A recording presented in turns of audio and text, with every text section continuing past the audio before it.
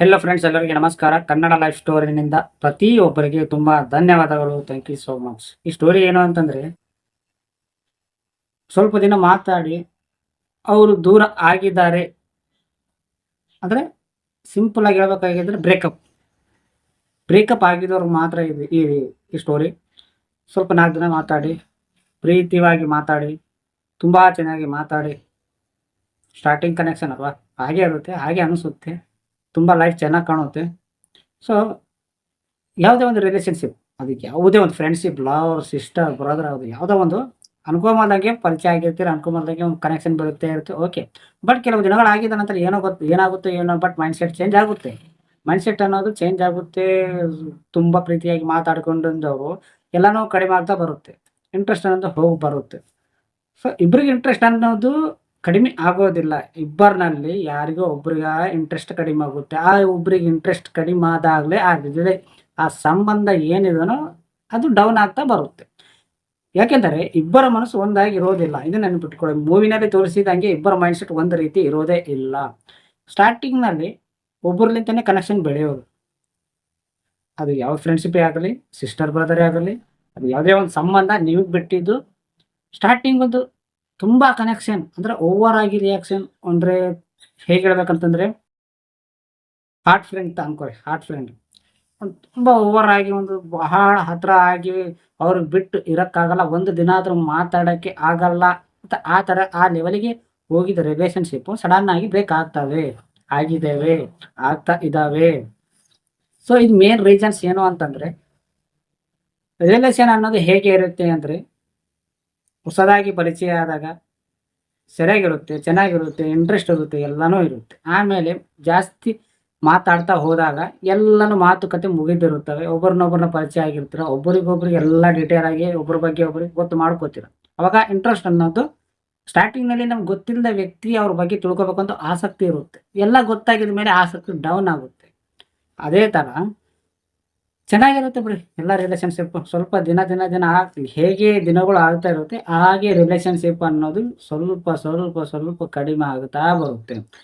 So main reasons, ಇಬ್ಬರು ರಿಲೇಶನ್ಶಿಪ್‌ನಲ್ಲಿ ಇದ್ದಾಗ ಯಾರಿಗಾದ್ರೂ ಒಬ್ರಿಗೆ ಮಾತ್ರ ಇಂಟ್ರೆಸ್ಟ್ ಅನ್ನೋದು ಕಡಿಮೆ ಆಗುತ್ತೆ. ಅವ್ರ ಕೆಲಸದಲ್ಲಿ ಬಿಜಿ ಇರ್ಬೋದೇನೋ, ಇಲ್ಲ ಅಂದ್ರೆ ಅವ್ರು ನಿನಗೆ ಮಾತಾಡೋಕ್ಕೆ ಇಂಟ್ರೆಸ್ಟ್ ಇಲ್ಲ ಅಂತಂದ್ರೆ ಆ ಟೈಮ್‌ನಲ್ಲಿ ಇದ್ದಿದ್ದ ಫೀಲಿಂಗ್‌ಗಳನ್ನು, ಆ ಟೈಮ್‌ನಲ್ಲಿ ಇದ್ದಿದ್ದ ಇಂಟ್ರೆಸ್ಟ್‌ಗಳನ್ನು ಇವಾಗ ಇಲ್ಲೇನೋ. ಅದಕ್ಕೆ ಈ 3 ರೀಸನ್ಸ್ ಸಲುವಾಗಿ ಆ ರಿಲೇಶನ್ಶಿಪ್ ಅನ್ನೋದು ಯಾರಿಗಾದ್ರೂ ಒಬ್ಬರಿಗೆ ಬರುತ್ತೆ, ಇಂಟ್ರೆಸ್ಟ್ ಅನ್ನೋದು ಕಡಿಮೆ ಆಗುತ್ತೆ.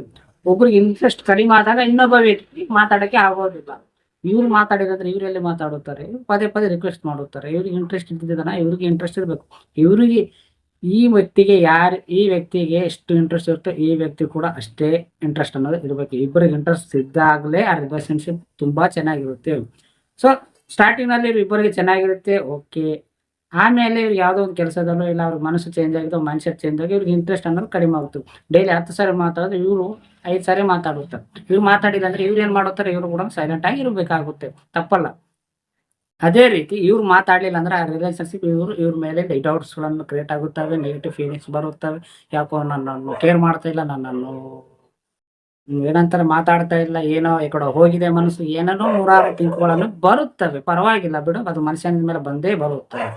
ಆಮೇಲೆ ಏನಾಗುತ್ತೆ ಅಂತಂದ್ರೆ, ಸಡನ್ ಆಗಿ ಅವ್ರ ಮೈಂಡ್‌ಸೆಟ್ ಅನ್ನು ಚೇಂಜ್ ಆಗಿದ್ಮೇಲೆ ಪೂರ ಮರೆಯಕ್ಕೆ ಸ್ಟಾರ್ಟ್ ಮಾಡುತ್ತಾರೆ.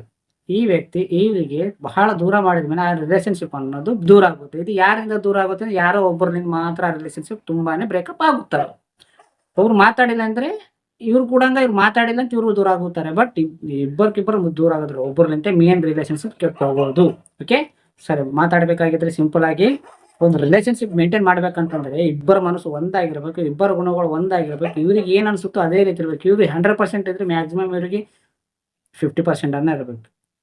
ಇವ್ರಿಗೆ ಏನು ಅನಿಸುತ್ತೋ ಇವ್ರಿಗೆ ಕೂಡ ಸ್ವಲ್ಪ ಆದ್ರೂ ಸ್ವಲ್ಪ ಅಡ್ಜಸ್ಟ್ ಮಾಡೋಕ್ಕಂತ ಮನಸ್ಸನ್ನ ಇರಬೇಕು. ಸೊ ಇವ್ರಿಗೆ ಎಲ್ಲಾನು ಇದೆ, ಬಟ್ ಇವ್ರಿಗೆ ಮಾಡಕ್ಕೆ ಇಂಟ್ರೆಸ್ಟ್ ಇಲ್ಲ ಅಂತಂದ್ಮೇಲೆ ಇವ್ರ ಮನಸ್ಸು ಹಾಳಾಗುತ್ತೆ. ಅದೇ ರೀತಿ ಅದು ಯಾವುದೋ ಒಂದು ರಿಲೇಶನ್ಶಿಪ್‌ನಲ್ಲಿ ನಿಮಗೆ ಮಾತಾಡಿಲ್ಲ ಅಂತ ಅವ್ರಿಗೆ ಪದೇ ನೀವು ರಿಕ್ವೆಸ್ಟ್ ಮಾಡಬೇಡಿ. ನನ್ನನ್ನು ಮಾತಾಡು, ನನ್ನನ್ನು ಕಾಲ್ ಮಾಡು, ಯಾಕೆ ಬೇಕು ನಿನಗೆ?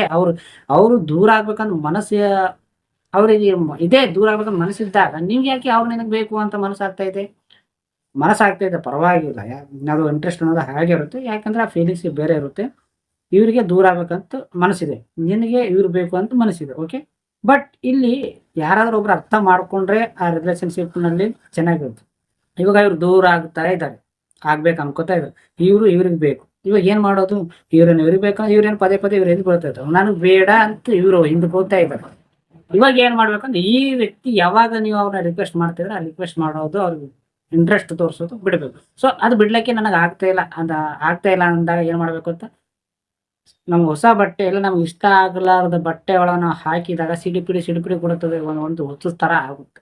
ಸ್ವಲ್ಪ ಅದು ಸ್ಟಾರ್ಟಿಂಗ್ ನಲ್ಲಿ ಅದೇ, ಆಮೇಲೆ ಏನಾಗುತ್ತೆ, ಸ್ವಲ್ಪ ಗಂಟೆಗಳಾಗ್ಬೋದು, ಸ್ವಲ್ಪ ದಿನಗಳಾಗ್ಬೋದು, ಅದು ರೂಢಿ ಬಿಡುತ್ತೆ, ಅದು ಹ್ಯಾಬಿಟ್ ಆಗ್ಬಿಡುತ್ತೆ. ಅವಾಗ ಅದೇ ಯಾವಾಗ ಏನಾದ್ರೂ ನಿಮ್ಗೆ ಇಷ್ಟ ಆಗಿಲ್ಲೋ ಅದೇ ನಿಮಗೆ ಅದು ಹ್ಯಾಬಿಟ್ ಆಗಿದ್ಮೇಲೆ ಇಷ್ಟ ಕಾಣುತ್ತೆ. ಇನ್ನೂ ಎಕ್ಸಾಂಪಲ್ ಹೇಳ್ತೀನಿ ನೋಡಿ, ಒಂದು ಮೊಬೈಲ್ನಲ್ಲಿ ಒಂದು ಆ್ಯಪ್ ಇರುತ್ತೆ, ಅದು ನೀವು ಬಹಳ ದಿನದಿಂದ ಯೂಸ್ ಮಾಡ್ತಿದ್ರೆ ತುಂಬಾ ಇಷ್ಟ ಆಗಿದೆ. ಸೊ ಅದು ಅಪ್ಡೇಟ್ ಬಂದಿದೆ, ಆ ಅಪ್ಡೇಟ್ ಮಾಡಿದ ಮೇಲೆ ಎಲ್ಲ ಸಾಫ್ಟ್ವೇರ್ ಚೇಂಜ್ ಆಗುತ್ತೆ, ಆವಾಗ ನಿಮ್ಗೆ ಮೈಂಡ್ ಸೆಟ್ ಚೇಂಜ್ ಆಗುತ್ತೆ. ಸೊ ಹಳೇದನ್ನು ಯೂಸ್ ಮಾಡಿ ಮೈಂಡ್ ಸೆಟ್ನಲ್ಲಿ ಇದೆ, ಅದು ತುಂಬಾ ಚೆನ್ನಾಗಿ ಕಾಣಿದೆ. ಬಟ್ ಇವಾಗ ಹೊಸದಾಗಿ ನಿಮ್ಗೆ ಅಪ್ಡೇಟ್ ಆಗಿದಾಗ ಎಲ್ಲಾನು ಚೇಂಜ್ ಆಗುತ್ತೆ, ಅವಾಗ ನಿಮ್ಗೆ ಇಷ್ಟ ಕಾಣೋದಿಲ್ಲ, ಇದು ಯಾಕೆ ಬಂತಪ್ಪ ಅನಿಸುತ್ತೆ. ಅದೇ ರೀತಿ ಅದನ್ನು ಯಾವಾಗ ಹೊಸದಾಗಿ ಬಂದ ಮತ್ತೆ ಹಳೇದಿನಲ್ಲಿ ಹೋಗ್ಲಿಕ್ಕೆ ಬರೋದಿಲ್ಲಲ್ವಾ. ಸೊ ಅದು ಯೂಸ್ ಮಾಡ್ಕೋತ ದಿನಗಳು ಆಗ್ತಾರಂಗ ನಮ್ಗೆ ರೂಢಿ ಆಗ್ಬಿಡುತ್ತೆ, ಹ್ಯಾಬಿಟ್ ಆಗ್ಬಿಡುತ್ತೆ, ಅವಾಗ ನಮ್ಗೆ ಇನ್ನ ಇಷ್ಟ ಆಗುತ್ತೆ. ಅರ್ಥ ಆಯ್ತಾ ಫ್ರೆಂಡ್ಸ್? ಇದೇ ರೀತಿ ನಿಮ್ಗೆ ಅವ್ರು ಮಾತಾಡ್ತಾ ಇಲ್ಲಲ್ವಾ, ಸೊ ಅವ್ರು ಮಾತಾಡ್ತಾ ಇಲ್ಲ ಅಂತ ಬಿಟ್ಟು ಬಿಡೋರು. ಇವಾಗ ನಿನಗೆ ಏನು ಅನಿಸುತ್ತೆ, ಒಂದು ಸ್ವಲ್ಪ ದಿನ ಬೇಜಾರಾಗುತ್ತೆ, ಸ್ವಲ್ಪ ದಿನ ಹುಚ್ಚುತ್ತಾಗುತ್ತೆ, ಸ್ವಲ್ಪ ದಿನ ಏನೇನೋ ಆಗುತ್ತೆ, ಅದು ಏನೋ ಆಗ್ಲೇ ಬಿಡು, ಪರವಾಗಿಲ್ಲ, ನಿನ್ನಲ್ಲೇ ನಿಮ್ಮ ಮನಸ್ಸಿನಾಗೆ ಇಟ್ಕೊ. ಬಟ್ ನೀ ಕೆಟ್ಟ ರೂಢಿಗಳನ್ನ ಹಾಕೋಬೇಡ, ಕೆಟ್ಟ ನೆಗೆಟಿವ್ ಹ್ಯಾಬಿಟ್ಗಳನ್ನ ಹಾಕೋಬೇಡ. ಓಕೆ, ಅದು ಸ್ವಲ್ಪ ದಿನಗಳಾಗಿದಂತ ಆಮೇಲೆ ನಿನಗೆ ಹ್ಯಾಬಿಟ್ ಆಗಿಬಿಡುತ್ತೆ, ಅವ್ರು ಮರ್ತೋಗಿದಂತ. ಅರ್ಥ ಆಯ್ತಾ?